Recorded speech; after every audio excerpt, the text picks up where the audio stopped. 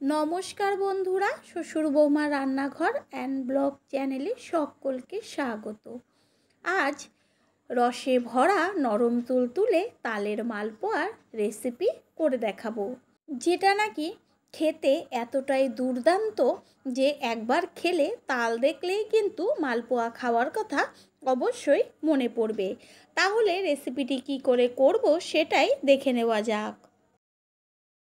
সবার প্রথমে এইখানে আমি একদম কালো কিন্তু একটা তাল নিয়েছি, আর আপনারা চেষ্টা করবেন বাজার থেকে কেনার সময় তালটা যেন কালো হয়। লালচে তালগুলো কিন্তু একটু তিতকুটে টাইপের হয়, তখন কিন্তু মালপোয়াটা খেতে ভালো লাগবে না। তালের যে সামনে খোলাটা থাকে সেটা কিন্তু হাত দিয়ে আস্তে করে টান দিলেই খোলাটা এমনি চলে আসবে। তারপর তালের থেকে ওপর দিক থেকে নিচের দিকে খোসাটা টানলে আস্তে আস্তে সমস্ত খোসাগুলো চলে আসবে। একটু তাল যদি নরম তাহলে কিন্তু খোসাটা ছাড়াতে খুবই ভালো হয়। ঠিক এইভাবেই তালের থেকে সমস্ত খোসাগুলোকে খুলে নেব। খোসাগুলো খুলে নেওয়ার পরে তালটাকে আস্তে করে ভেঙে দিলেই কিন্তু আটিগুলো ভাগ হয়ে যাবে। এইখানে 3টে আটি বেরিয়েছে, তারপর আটিগুলোকে আলাদা করে নেব। অল্প করে জল দিয়ে আটিগুলোকে একটু হাত দিয়ে মেখে নিলে খুব ভালো হয় রসটা বের করতে। এবার একটা আটি নিয়ে তারপরে ফুটো ঝাঁঝির মধ্যে করে ঘষলেই কিন্তু সুন্দর তালের থেকে রসটা বেরিয়ে যাবে। কোনো রকম আঁশও কিন্তু থাকবে না। আলাদাভাবে যে আবার ছেঁকতে হবে তা কিন্তু করতে হবে না। আর খেয়াল রাখবেন মালপোয়ার মধ্যে যেন কোনো রকম আঁশ না থাকে। ঠিক এইভাবেই আটিগুলোর থেকে রস বার করে নেব, আর এতে কিন্তু খুব তাড়াতাড়ি রসটা বের হয়ে যায়। তালের থেকে সমস্ত রস বের করে নেওয়া হয়ে গেল। এরপর তাল গুলে নেওয়ার আগেই আমি একটি পাত্রের মধ্যে বড় কাপের 1 কাপ সুজি জল দিয়ে রেখেছিলাম। 1 ঘন্টা আগে অন্তত পারলে সুজিটাকে জলে ভিজিয়ে রাখবেন, এতে কিন্তু পিঠেটা খুব সুন্দর হয়। ঠিক এইভাবে আমি 1 থেকে 1.5 ঘন্টা ঢেকে রেখে দেব। 1.5 ঘন্টা পর ফিরে আসলাম, আর ততক্ষণে কিন্তু তাল তো গুলে নিলাম। দেখে নিলেন, দেখা যাচ্ছে যে সুজিটা কত সুন্দর ফুলে উঠেছে। দিয়ে দেব ভিজিয়ে রাখা সুজি, দেব বড় কাপের 2 কাপ ময়দা। যেই কাপ মেপে সুজি দেবেন সেই কাপেরই কিন্তু ডবল ময়দা দিতে হবে। পাঞ্চে ভাবটা কাটার জন্য দিলাম একদম অল্প করে ছোট চামচের 1/2 চা চামচ লবণ, কোরানো নারকেল, দেব মৌরি,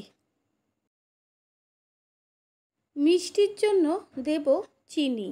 এখানে আমি চিনিটা গুঁড়ো করে নিয়েছি, আর চিনি কিন্তু একদম অল্প দেব, কারণ আমি এই মালপোয়াটা রসে ভিজাবো সেই কারণে।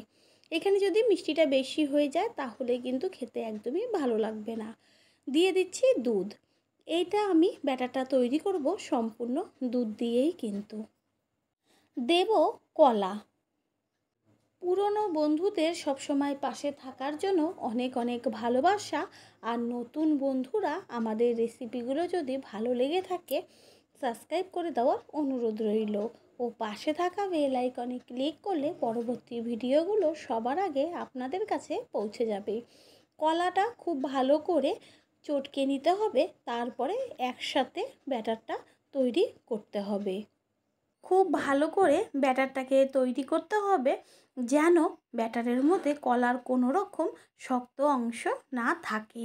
ব্যাটারটা এমনভাবে তৈরি করতে হবে খুব যেন পাতলাও না হয়, আবার একদমই থকথকে ঘনও না হয়। ঠিক সেই রকমভাবেই কিন্তু ব্যাটারটা তৈরি করবেন।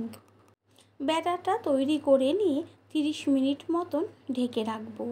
যদি একটু ঢেকে রাখা যায় তাহলে কিন্তু খুব ভালো হয়। এদিকে 30 মিনিট পর গ্যাসের ওভেনে কড়াই বসিয়ে দিয়ে দিয়েছি সাদা তেল। তেলের পরিমাণটা একটু বেশি দিতেই হবে, আর তেল গরম হয়ে যাওয়ার পরে কিন্তু ঢাকনাটা সরিয়ে তারপরে একটি ডুবো হাতা দিয়ে গরম তেলের মধ্যে গ্যাসের ফ্লেম লোতে রেখে আস্তে করে এক জায়গাতে ছেড়ে দিতে হবে।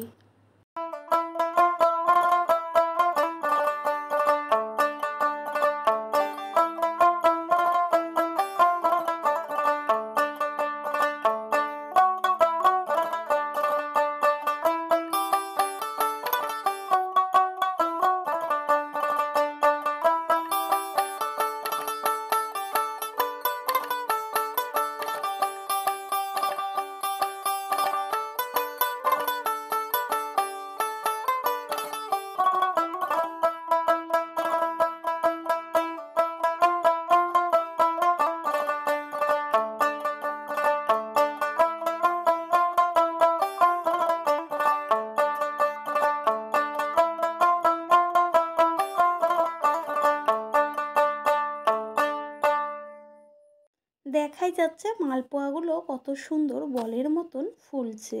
ঠিক এইভাবে কিন্তু সমস্ত মালপোয়াগুলি বলের মতন ফুলতে থাকবে। একটা করে দেখালাম, আর একটা করে দেখাচ্ছি। ঠিক এইভাবে সব মালপোয়াগুলো ভেজে নেব।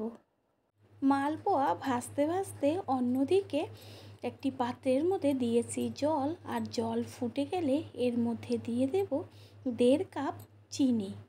চিনি দিয়ে ভালো করে জলটাকে ফুটতে দিতে হবে শিরা তৈরি করার জন্য।